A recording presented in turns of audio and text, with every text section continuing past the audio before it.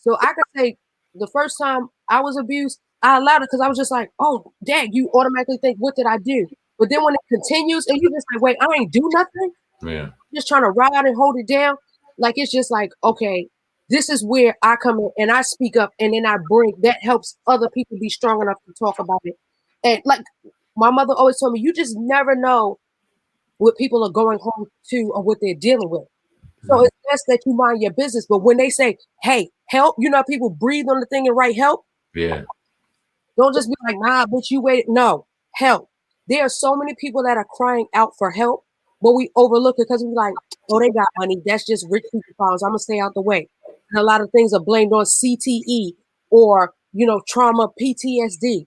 It's time to stop pointing and blaming the pointing of blame and putting it on illnesses and actually deal with the mental health. Everyone needs to get evaluated before they get in a relationship, period. For real. I learned that. I learned that in that marriage boot camp house. Because things that you think you're hiding, they see everything. There was cameras everywhere. And even if there wasn't cameras, there was microphones. If there wasn't microphones, there was mannerism. There was a mannerism. Like, they are specifically trained to tell what is going on. So even though I was like, nah, they was like, you could tell us because we already know. Can I ask you this real quick? Because Dr. Dre's going through what he's going through in a divorce. We've talked about that often from a male perspective, saying that 2.1 million is absolutely insane. Yeah. But you know people that have dealt with Dr. Dre, and you know, you've heard stories. We've heard you hear actually say things on interviews and things like that. Oh, yeah. So what do you think about that? Is that justified coming from a woman's perspective? God knows what she was going through. We say it's crazy as men not knowing what was going on. But what's your thoughts on that? My thoughts on it is, and always will be, I've heard women say this, but I've never seen it. So it's just like, I know that everybody can't be lying, but it's like what you allow will continue. So you have to speak up and speak out, and you have to stand firm. You can't be afraid of, oh, they gonna call the big goons on me and da da da. No, you just have to know that once you go after certain people, oh, they coming. So I met Dr. Dre and he was cool with me, but the women who are in relationship with him say otherwise. So it would behoove me as a woman to be like, well, because of this is what they said, I shouldn't don't ever get no relationship with him. You already, like, people don't just change. And I don't know what actually happens behind closed doors, but I've heard some pretty traumatic stories, none of which I've personally experienced or saw, but I know some people say they have survived. So with that, I'm just like, wow.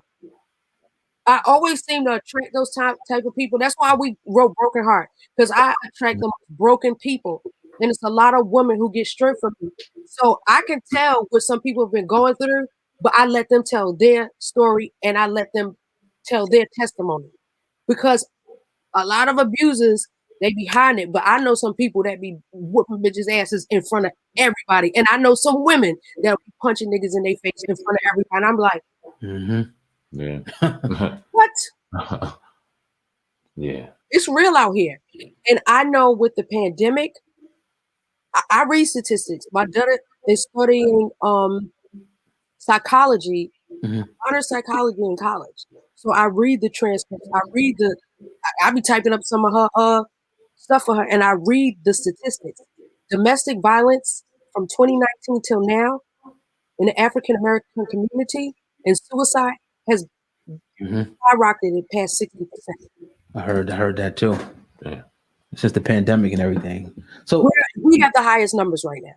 Yeah. So in your opinion, why do you think people stay in these type of relationships? You know, when people are abusive, like is it psychosis that goes back, you know, to childhood? I can say for me, because I never saw that growing up. My father I never heard my mother or father curse. I've never seen them fight. I've seen them have disagreements, but it was certain things they just never did in front of us. So I was like, why did I accept it? That's not what I grew up around.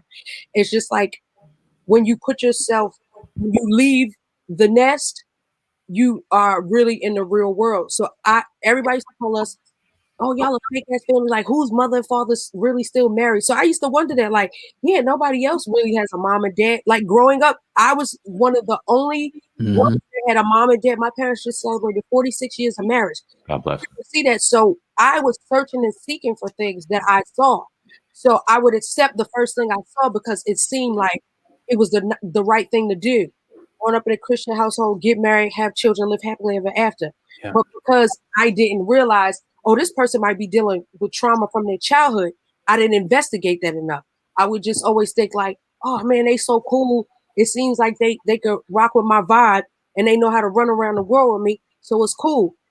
No, that's not cool. And it was a pattern that I kept on doing and dealing with, not realizing, no, that's a form of mental illness. You're just attracting post-traumatic stress and you're causing stress and trauma to you, and you'll pass it on to your kids. So that's why I had to cut that. So a lot of people don't investigate or do background checks or even try to find out. They just think somebody cute, or they got, remember, they got good hair, or that's my type, but not knowing really what's on that inside, because there's some pretty people that got some ugly soul. There's some handsome men that are demons. I'm gonna ask you about a few years ago. You caught a lot of slack from saying something about R. Kelly. I'm not gonna quote you, but can you talk about that? I'm sorry. What did I say? I be forgetting, child. I think you was more so. A lot of people kind of thought you was kind of defending not what he did, but like that people coming out against him. How do you feel about R. Kelly? I know you think you know him personally. How do you feel about, then and now what's going on with R. Kelly? I never met him a day in my life. Okay. All his albums, his songwriting is hands down probably some of the best we've ever heard in the world. Facts. But from people that I know that have been around him, like, everybody knows that he has certain issues. And a lot of people knew that he was making a lot of money. So I think a lot of his issues were suppressed for the simple fact that, he was the breadwinner and he was throwing people a bag. I don't know personally what happened, but I know that there were people around. I'm just like, well, y'all was there too. So why nobody ain't say nothing?